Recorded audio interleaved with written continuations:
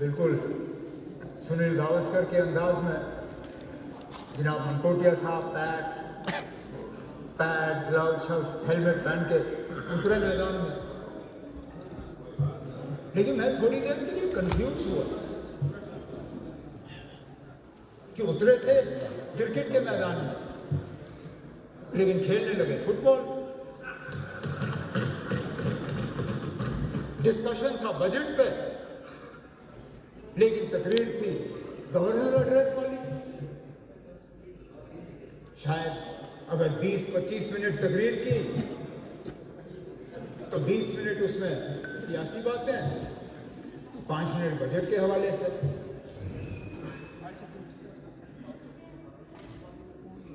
Governor साहब के खुतबे के डिस्कशन के बाद जब यहाँ पे गवर्नमेंट के तरफ से मैंने जवाब दिया,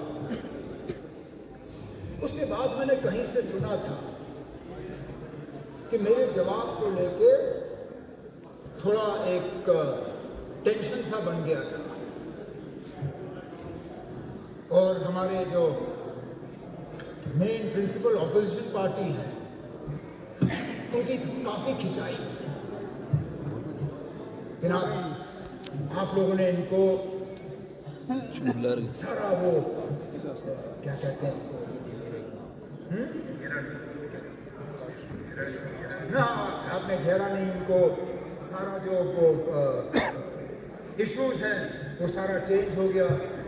नैरेटिव, हाँ सही, थैंक यू, मैं वो लफ्ज़ ढूंढ रहा था, कभी कभार मेरी अंग्रेजी खराब हो जाती है। वो नैरेटिव इनको आपने चेंज करने दिया। यहाँ से भी पढ़े, दिल्ली से भी पढ़े। मैंने इस बात को मैंने मजाक के तौर पे सुरेश जी बैठे ना, कोई नहीं, मैंने इसको ज्यादा सीरियसली लिया नहीं क्योंकि हम अक्सर बेशतर अपने आप को बहलाने के लिए जो है बातें सुनते हैं। लेकिन जब मैंने मनकोटिया साहब की तकरीर सुनी, इनकी तकरीर ने साबित किया कि वाकई जो मैंने सुना वो सही सुना। क्योंकि जिन जिन चीजों पे हमने सुना था इतनी बुराई हुई, बिल्कुल उन्हीं चीजों पे मनकोटिया साहब ने अपनी तकरीर की। 370, महाराजा साहब, डोगरा रूल, 13 बजट के हवाले से कोई खास बात हुई नहीं। अब हालांकि ओपनिंग में इन्होंने मुझे बहुत गुंजाइश छोड़ी कि मैं उसी तरफ जाऊं। प्रेसिडेंट रखा, मैं चाहता तो मैं भी अब अपनी सारी तकरीर वहां खींच लेता, मुझे बजट पे बात करने की जरूरत नहीं पड़ती। लेकिन मैंने जितना कहना था एलजी साहब के खुतबे के दौरान कह दिया। मुझे नहीं लगता आगे कुछ कहने की जरूरत है।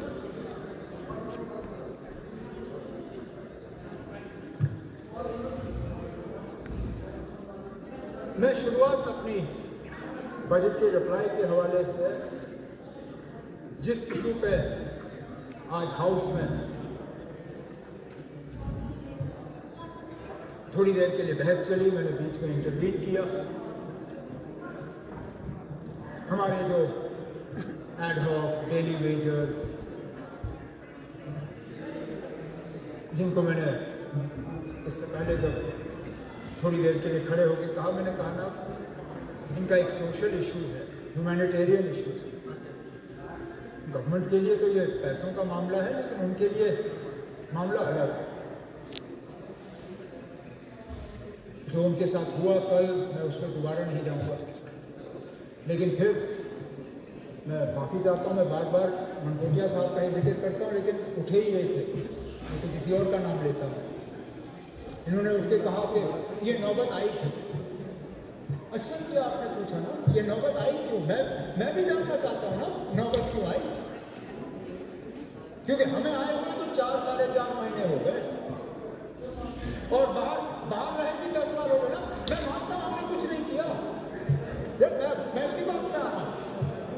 मैं मानता हूँ हमने कुछ नहीं किया, इसलिए तो हमारे 2014 में अगर किया होता बदकिस्मती से हमारी बदकिस्मती, हमने तैयार किया था सारा निज़ाम इनको रेगुलराइज करने का, उस सैलाब में हम बह गए, उनका वो रेगुलराइजेशन भी बह गया। लेकिन चलिए हमसे नहीं हुआ, मैं मानता हूँ नहीं हुआ हमसे। सलाहिया साहब, श्यामलाल शर्मा साहब गवाह हैं, जानते हैं हमने कितनी तैयारी की थी, नंबर भी हमने फाइनलाइज किया था, प्रोसेस भी फाइनलाइज किया था सारा, लेकिन चलिए ऊपर वाले ने रखा नहीं था कि हमारे हाथों में नहीं हुआ, हम हार गए, आप लोग आए। फिर क्या किया? मैंने गहराई से इसमें जाने की कोशिश की कि आखिर किया क्या आप लोगों ने, जब आपको मौका मिला। मैंने पुरानी बजट की स्पीचें निकलवाई, जिसमें आप सब हुकूमत में शामिल थे, लगभग सारे जो साइड बैठे हैं सारे, मतलब हर बजट स्पीच में आपने इन्हीं डेली वेजरों के साथ जो है वादे किए।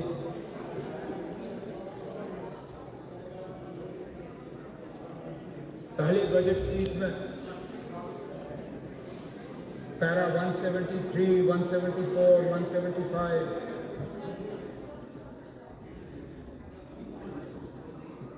पहले तो आपने ये बताया कि आप कर क्यों नहीं सकते हो। If the entire lot of such workers is regularized, the financial implications shall work out to 1925 crores per annum approximately. तो पहले ही आपने कहा कि क्यों नहीं हो सकता है। फिर कमेटी बनी, ठीक है, चले ना, फिर कमेटी बनी, ठीक है, अच्छा किया, बनाया आपने कमेटी। मैं सोचा ठीक है ना, कमेटी बनी तो अगले बजट में उसका कहीं ना कहीं एक फॉरवर्ड मूवमेंट हुआ होगा। तो मैंने उसके बाद ये 15-16 की बजट थी, 16-17 का मैंने निकाला। 16-17 के हवाले से आपने सिर्फ इतना ही कहा कि हाई लेवल पावर कमेटी जो है वो तश्कील की गई है और हम इनके लिए कुछ करना चाहते हैं, कोई कुछ नहीं।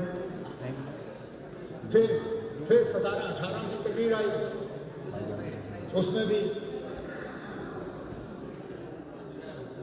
उसमें तो आप और ज़्यादा गए। आपने कहा था मेरे पास मुझे 2 फैसले करने हैं, मैं या तो 7th पे कमीशन दे सकता हूँ या इन डेली रेटेड वर्कर्स को रेगुलराइज कर सकता हूँ।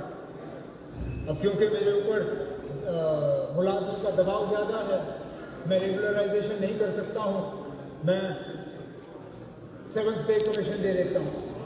और फिर कहा over the course of the next financial year I intend to start the process of regularization of casual workers.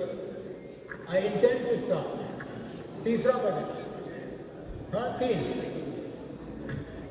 चौथे पे जब हम आते हैं तब जाके आपने थोड़ी पेशरफ की, क्योंकि आपको मालूम था कि अब चौथी बार आ रहे हो तो कुछ तो कहना पड़ेगा। चौथी बजट से 1 महीना पहले, क्योंकि ये सेशन अगर मुझे याद है हम जनवरी में यहाँ बैठे हैं ना, मैं वहाँ बैठा था, हमें जनवरी में यहाँ बिठाया गया। दिसंबर में एसआरओ निकलता है, एसआरओ 520।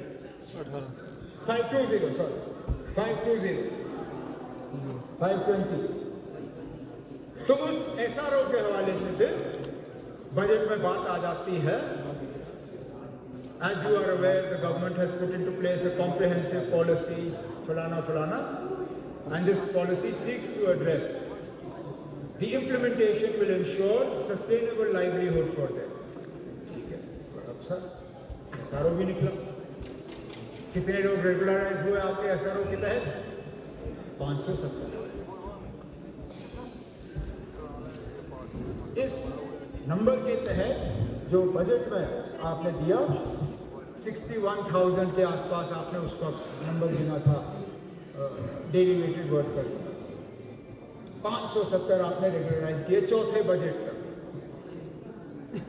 चलिए 18 में ही आपकी हुकूमत गई, गिरा दी आपने हुकूमत, महबूबा जी वज़ीर आला रही नहीं, गवर्नमेंट गई। उस एसआरओ को आगे चलाना चाहिए था, गवर्नमेंट की पॉलिसी थी,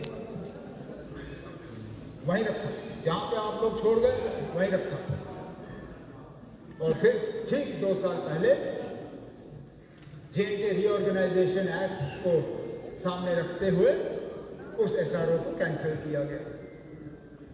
उनके रेगुलराइजेशन का जो थोड़ा सा दरवाजा खोला हुआ था, उस दरवाजे को बंद किया। फिर आप पूछते हो ना कि सड़क पे क्यों आए? जब इनके रेगुलराइजेशन का दरवाजा ही बंद किया गया और जब बंद किया गया आप लोगों ने कुछ कहा नहीं, तो ये नौबत तो आनी ही थी। अब हमें इस सिलसिले को दोबारा, अभी हमारी मजबूरी बन गई। अब जब ना रेगुलराइजेशन के लिए SRO है, जब ना कोई फ्रेमवर्क है, अब इन सालों में इनके नंबर में क्या तब्दीली आई है, उसमें भी अब शायद अग्री करना आज के दिन में मुश्किल होगा, क्योंकि इस बजट को जब मैं देखता हूं नंबर 61,000, जब मैं गवर्नमेंट का नंबर देखता हूं तो उससे कहीं गुना ज्यादा। तो हमें ये सिलसिला अब हम जीरो से शुरू कर रहे हैं। तो आज कम से कम उन डेली रेटेड वर्कर्स और हमारे जो है कैजुअल एडहॉक, उन्हें इस बात का एहसास देने के लिए कि हम उनको भूले नहीं हैं, हम अपनी कार्रवाई कर रहे हैं। मैं आज एक कमिटी इस हाउस के जरिए से अनाउंस करना चाहता हूं।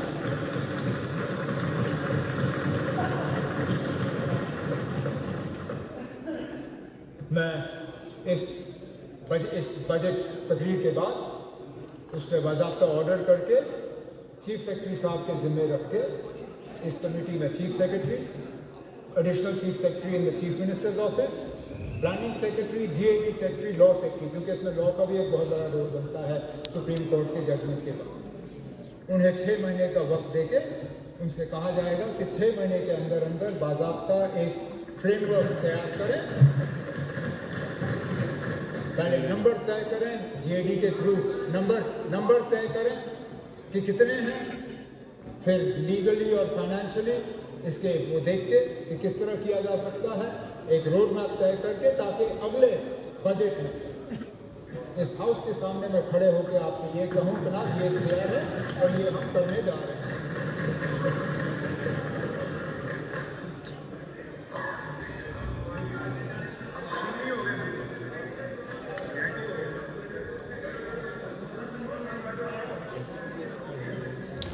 मुझे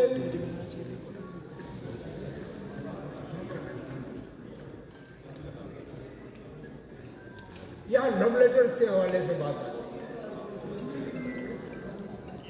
जब भी हम बात करते थे कहते हैं ना कि सर लव लेटर, गवर्नर साहब का, LG साहब का खुतबा लव लेटर, ठीक है ना, है क्या करना, ये वाला बजट स्पीच ये भी लव लेटर। अब मैं फूक के कदम रखता हूं कि मैं कुछ बोलूं तो कहीं इसको मैं लव लेटर के तौर पे लिया जाएगा, लेकिन मैंने इसको लव लेटर ओन किया। जब प्रेस ने मुझसे पूछा कि ना ऑपोजिशन कहती है this is a love letter to the BJP, मैंने कहा बिल्कुल है, it's a love letter to the BJP, it's a love letter to PC, it's a love letter to PDP, it's a love letter to NC, it's a love letter to CPM, it's a love letter to Congress, it's a love letter to Khurshid Saab's party, it's a love letter to independence, it's a love letter to the people of Jammu and Kashmir. Love letter, आप love letter क्यों लिखते हो? प्रेम का इजहार करने के लिए, मोहब्बत का इजहार करने के लिए। क्या मैं जम्मू कश्मीर के लोगों के साथ मोहब्बत करता हूँ? बेशुमार लोग मोहब्बत करता हूँ, बेइंतहा मोहब्बत करता हूँ, और कोशिश की है कि इस मोहब्बत के तहत मैं कुछ उन्हें दे पाऊँ। तो मैं शर्मिंदा नहीं हूं कि हमने लव लेटर लिखा, और इंशाल्लाह अल्लाह ने जिंदगी रखी तो अगले 5 साल तक हम लोगों को ये लव लेटर लिखते जाएंगे।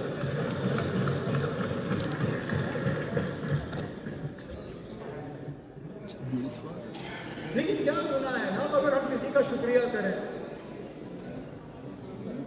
क्या नाशुक्रगुजार हैं? अगर किसी ने जम्मू कश्मीर के लिए कुछ किया है, मदद की है, तो क्या मुझे हाउस में खड़े होकर कहना चाहिए कि कुछ नहीं किया? यूनियन। अगर ऑनरेबल प्राइम मिनिस्टर साहब ने, होम मिनिस्टर साहब ने, फाइनेंस मिनिस्टर साहब ने जम्मू कश्मीर की मदद की है, तो क्या शर्माऊं मैं?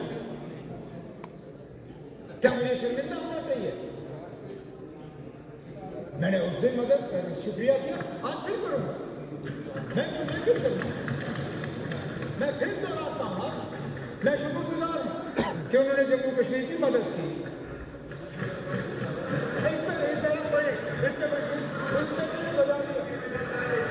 इस पे बजा लिया। अच्छा, फिर बात आई कि ये सारा it's all paid for by government of India. अब यही तो हमारी मुसीबत है। टीवी बंद हो रहा है। ये तो मैं खुद कहता हूं ना, we don't stand on our own feet. हम खुद कफील नहीं है, हम खुद मुख्तार नहीं है। We are not financially independent. उसी